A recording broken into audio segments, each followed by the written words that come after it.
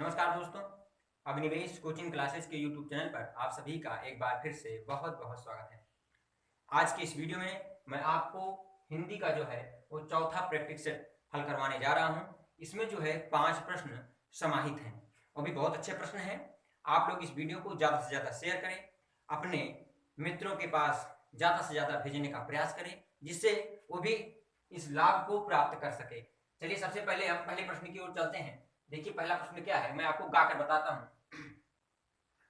मोहब्बत बरसा देना तू, सावन आया है, तेरे और मेरे मिलने का मौसम आया है।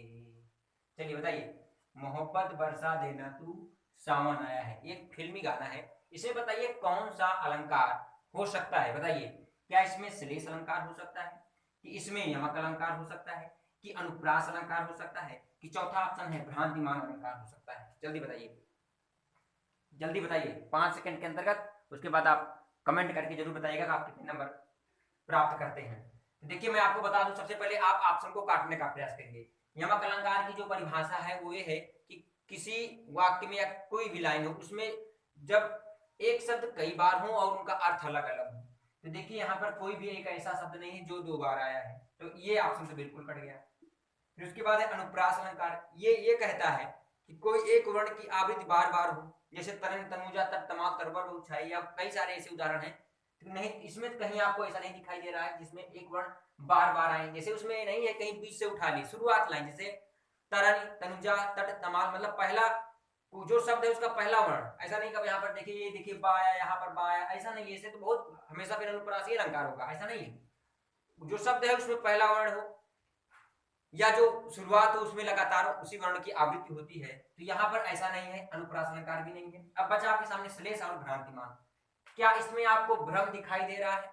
नहीं दिखाई दे रहा है। भ्रम का मतलब कोई चीज आप देखें, उसके बाद जैसे आप टायर देखते हैं, ट्यूब देखते हैं और आपको लगता है कि ये सांप है। जैसे कभी कभी अंधेरे में हम देखते हैं कि रस्सी पड़ी है, तो क्या करते हैं, हो जाता है उसमें कि सांप है। तो यहाँ पर ऐसी कोई चीज नहीं है। देखिए यहाँ पर ये जो मोहब्बत बरसा देना तू, यहाँ पर मोहब्बत का यहाँ पर 2 अर्थ है, ध्यान दीजिए। जैसे मोहब्बत बरसा देना, एक बरसाने का अर्थ यहाँ पर बादल से है। यहाँ पर एक मोहब्बत का अर्थ क्या है, बादल से है, और दूसरे का अर्थ प्रेम से है। यानी कहने का मतलब यहाँ पर एक जब पति पत्नी की, देखिए प्रेम का मतलब पति पत्नी से ही नहीं होता है, माता पिता से होता है, भाई बहन से होता है, या पिता पुत्र से होता है, या पिता कह सकते हैं माता पुत्र का हो सकता है। तो एक उसका प्रेम है जो बरसाने की बात कर रहा है, और एक यहाँ पर बादल रूपी मोहब्बत की बात कर रहा है। अर्थात यहाँ पर कौन सा अलंकार है, यहाँ पर श्लेष अलंकार है, यानी एक शब्द में 2 अर्थ छिपे होने की बात है। चलिए अब हम दूसरे प्रश्न की ओर चलते हैं।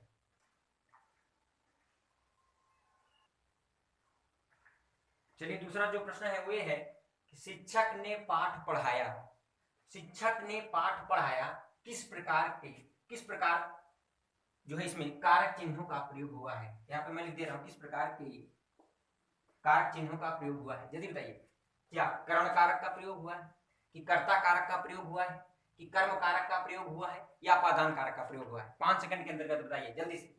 शिक्षक ने पाठ पढ़ाया, तुरंत बताइए। देखिए इस वाक्य में मैं आपको पहले ऑप्शन काट कर बताता हूं। इस वाक्य में अपादान अगर होता है तो अपादान का मतलब होता है अलग होने पर। जैसे अपादान, जैसे प्रथम, अब मैं आपको अगर कारक चिन्ह पता होगा तभी आप इसको हल कर पाएंगे। जैसे कहते हैं, पहले है कि प्रथमा कर्ता ने, अगर किसी वाक्य में ने आया है जिसमें कर्ता की प्रधानता होती है, उसमें कर्ता मेन भूमिका निभाता है, तो उसमें कर्ता कारक होता है। द्वितीय कर्म को, यदि को आया है। तृतीया करण से द्वारा, चतुर्थी संप्रदान के लिए। पंचमी अपादान से अलग होने पर, यहाँ पर पंचमी अपादान से यहाँ पर कहीं कोई अलग होने की बात नहीं कर रहा। जैसे पेड़ से बंदर कूदा तो वहां से बंदर और पेड़ अलग हो रहा है, तो क्या यहाँ पर अलग होने की कोई बात नहीं है, तो यहाँ पर अपादान नहीं होगा।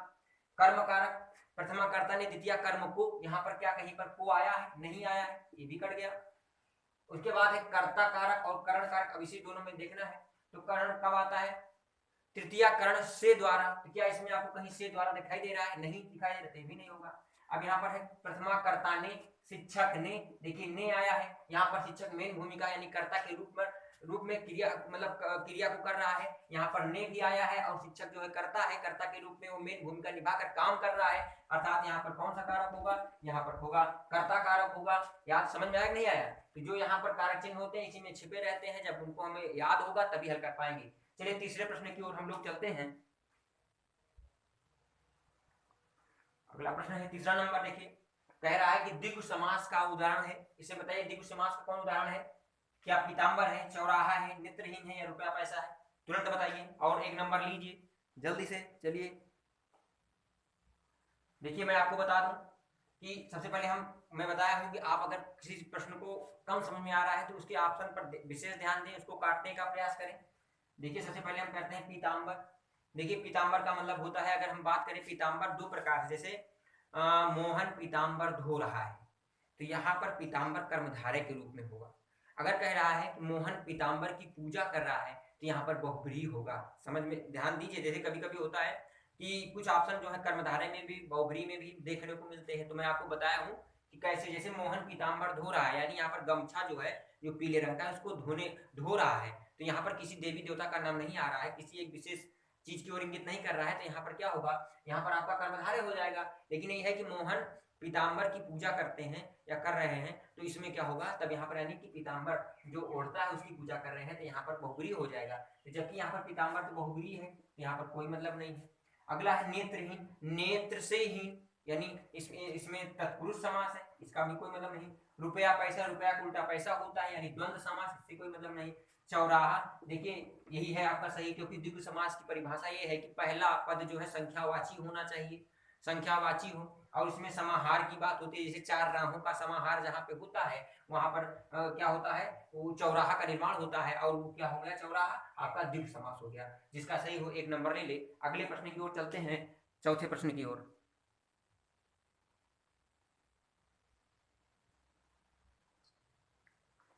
चौथा प्रश्न है मुहावरा है। जूतम पैजार मुहावरे का अर्थ है। जूतम, देखिए लिखा है जूतम पैजार, बहुत अच्छा प्रश्न है, ये पेपर में पूछा गया है। मैं जब इस प्रश्न को देखा तो उसमें सन लिखा था, ये बीएड एंट्रेंस एग्जाम में पूछा गया था, और बहुत सारे एग्जाम में उसमें सन लिखा था, और किसमें पूछा गया था लिखा गया है। कहने का मतलब हमारे ये है कि प्रश्न इंपॉर्टेंट है। जूतम पैजार मुहावरे का अर्थ है क्या है? आप ज्यादा से ज्यादा इसको शेयर करें, इस लिंक को दूसरों तक भेजें ताकि वो भी पढ़ सके। क्या लड़ाई झगड़ा होना है, कि लूट मचाना है, कि छीना झपटी करना है, कि किसी वस्तु की बहुतायत, बहुतायत का मतलब हो गया बहुत बड़ी मात्रा में। चलिए बताइए जल्दी से। देखिए मैं आपको बता रहा हूँ कि जूतम पैजार का अर्थ यहाँ पर तो ना तो लूट मचाना होता है, ना छीना झपटी करना होता है, ना किसी वस्तु की बहुतायत होता है। यहाँ पर होता है लड़ाई झगड़ा होना।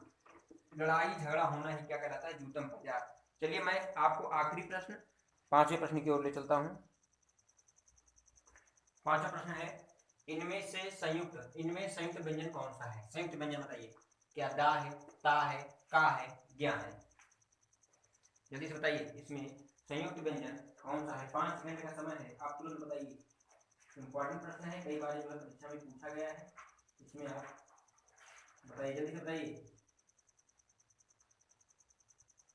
देखिए इसमें ना तो दा है, ना ता है, ना का है, आपका है ज्ञान। इसका निर्माण होता है आधा जा प्लस इया से। तो ज्ञा का निर्माण किससे होता है? आधा जा प्लस इया से होता है।